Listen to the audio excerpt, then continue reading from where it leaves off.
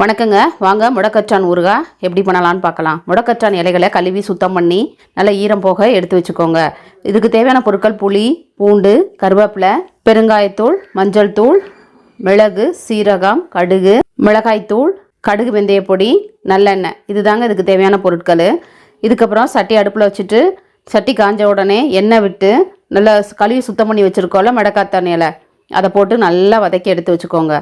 இது கூடயே இன்னும் கொஞ்சம் எண்ணெய் விட்டு புளி, பூண்டு, சின்ன துண்டு இஞ்சி இதையுமே நம்ம வதக்கி எடுத்து வச்சுட்டு ரெண்டத்தையும் நல்லா விழுதாக தனியாக அரைச்சி எடுத்து வச்சுக்கோங்க.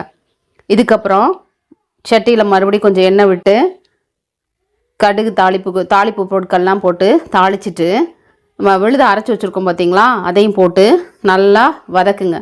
வதக்கிக்கிட்டே இருக்கும்போது நல்லா எண்ணெய் பிரிஞ்சு வரும்போது நம்ம சேர்க்க வேண்டிய பொடிகள் அனைத்தையும் சேர்த்து நல்லா கிளறி கொடுத்தீங்கன்னா முடக்கத்தான் ஊறுகாய் தயாராகிரும். இதில் கசப்பு தன்மையை கொஞ்சம் குறைக்கிறதுக்காக கொஞ்சோண்டு வெள்ளைப்பொடியும் போட்டுட்டு லாஸ்ட்டாக கடுகு வெந்தயப்பொடி போட்டு தூவினீங்கன்னா நம்மளுக்கு தேவையான ஊறுகாய் தயாராகிரும். உங்களுக்கும் ஊறுகாய் வேணும்னா ஸ்க்ரீனில் தெரிகிற வாட்ஸ்அப் நம்பருக்கு கால் பண்ணி ஆர்டர் பண்ணிக்கோங்க. கை கால் வலிக்கு ரொம்ப நல்லதுங்க முடக்கத்தான் ஊறுகாய். நன்றிங்க.